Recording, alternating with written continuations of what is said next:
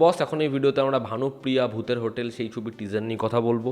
এই ছবিতে একটা হিউজ কাস্ট রয়েছে, তো কেমন লাগলো এই টিজারটা? এই ছবিটার প্রথমে আসার কথা ছিল ক্রিসমাস 2025-এ, কিন্তু ফেডারেশনের নিয়ম অনুযায়ী 3খানা বা পরবর্তীতে 4খানা বাংলা ছবি ফেস্টিভ মোমেন্টে আসবে, যে কারণে এই ছবিটাকে পিছাতে হয়েছে। ছবিটার নতুন রিলিজ ডেট এখন হচ্ছে জানুয়ারি মাসে। ছবিটার টিজার আজকে আমি দেখলাম এবং টিজারটা আমার বেশ বেশ ভালো লেগেছে। উইন্ডোজ সচরাচর তো এরকম ধরনের ছবি বানায় না, এবং তারা এখন একটু অন্যরকম ছবি বানাচ্ছে মেইন স্ট্রিমে। তো সেটা দেখে আমি বেশ খুশি। এবং এই টিজারটা যদি তোমরা দেখো, মানে টিজারটা কিন্তু প্রিমিয়ামনেস আমাদেরকে প্রমিস করছে। মানে যেরকম লুক অ্যান্ড ফিল, প্রত্যেককে যেরকম দেখতে লাগে, যেরকম সেট আপ করেছে, সেটা কিন্তু কনভিনসিং। এবং যখনই হরর কমেডি আসে, আমরা দেখেছি অডিয়েন্সের কিন্তু একটা হরর কমেডি দেখার জন্য উৎসাহ দেখা দেয়। হিন্দিতে হরর কমেডি খুব সেফ বেট, এবং আপকামিং বহু হরর কমেডি হবে। ইউনিভার্স তো ক্রিয়েট হয়েই গেছে, এবং আদার্স ল্যাঙ্গুয়েজেও হচ্ছে। সেই ছবিগুলো ভালো হলে কিন্তু ভালোই ব্যবসা করছে। তো এই ছবিটার মধ্যেও চান্স আছে, পোটেনশিয়াল রয়েছে ভালো ব্যবসা করার। এবার দেখার ছবিটা কন্টেন্ট ওয়াইজ হয় কেমন। এখানে মোটামুটি টিজারে যেরকম রিভিল করা হয়েছে যে একটা হোটেল, সেখানে মিমির ক্যারেক্টারটা গিয়ে উঠেছে, এবং তাকে সোহমের যে ক্যারেক্টার, সোহম মজুমদারের যে চরিত্র, সে তাকে বলছে তোরা আর কোনো জায়গা পেলি না। এবার যখন সেখানে মিমির ক্যারেক্টারটা যায়, সঙ্গে সঙ্গে এখানে আরও অনেকে আছে যারা সেই হোটেলে উঠেছে এক রাতের জন্য। তারা এমন এমন কিছু জিনিসপত্র এক্সপিরিয়েন্স করছে যেগুলো বলে বোঝানো মুশকিল। এবার এই হোটেলটায় কারা বসবাস করে, যারা বলছে এখানে চেক ইন তো করা যায় কিন্তু চেক আউট করা যায় না। এবার সেখানে যখন সোহম মজুমদারের ক্যারেক্টার আসছে, বনির ক্যারেক্টার আসছে, তারা কিভাবে এখানে আটকে পড়ছে এবং তারা কী ফেস করছে।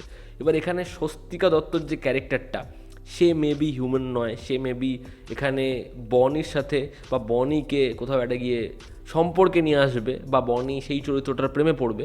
বাট এই ক্যারেক্টারটাও এই ঘোস্টদের মধ্যে অন্যতম। তার কারণ শেষে অনামিকা সাহা থেকে শুরু করে উজান থেকে শুরু করে প্রত্যেকে যেরকমভাবে হাসছে, সেই দলে কিন্তু স্বস্তিকা দত্তের ক্যারেক্টারটাও রয়েছে। তো মেবি সেও ঘোস্টদের মধ্যে পড়ে। এবার এখানে একটা টাইমে এই টিজারের মধ্যে আমরা দেখতে পাই যে আমরা পাস টাইম লাইন দেখছি। সেখানে বনির ক্যারেক্টারটা, তারপরে স্বস্তিকা দত্তের ক্যারেক্টারটা, তারা হচ্ছে ব্ল্যাক অ্যান্ড হোয়াইটে মনোক্রোমে গাড়ি করে ঘুরছে। তারপরে হচ্ছে মিমির ক্যারেক্টারটা, সোহম মজুমদারের ক্যারেক্টারটা, তারা হচ্ছে ওই স্যাফরন শাড়ি পরে দুজন যেরকমভাবে রোম্যান্স করছে আগেকার বাড়িতে। তো মেবি তাদের সাথে এই বাড়ির কোনো একটা কানেকশন রয়েছে, বা পুরনো গল্প শুনতে গিয়ে, এই বাড়ির গল্প শুনতে গিয়ে এরা নিজেদের মধ্যে দিয়ে ওই ক্যারেক্টারগুলোকে দেখবে, এমনটা হতেই পারে। যেরকমভাবে এখানে ঘোস্ট দেখানো হয়েছে, যেরকম অ্যানিমেশনের কাজ হয়েছে, সেগুলোও দেখতে ভালো লাগে। এবং সাধারণত কি, একটা হরর ছবির ক্ষেত্রে লাইটিং খুব ইম্পর্টেন্ট, ডার্কনেস ইম্পর্টেন্ট।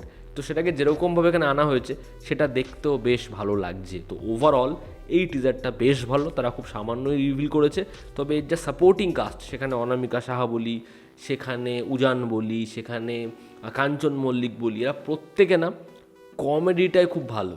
এরা প্রত্যেকে কিন্তু অডিয়েন্সকে হাসাবে।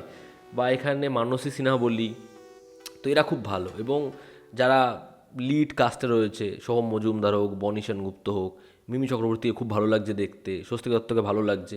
তো দেখার এদের পারফরমেন্স কেমন হয়। তবে আপাতত টিজারটা ভালো লাগছে, এবং ছবির যে ডিরেক্টর, সে এর আগে যতগুলো ছবি করেছে প্রত্যেকটা ছবি বক্স অফিসে সফল।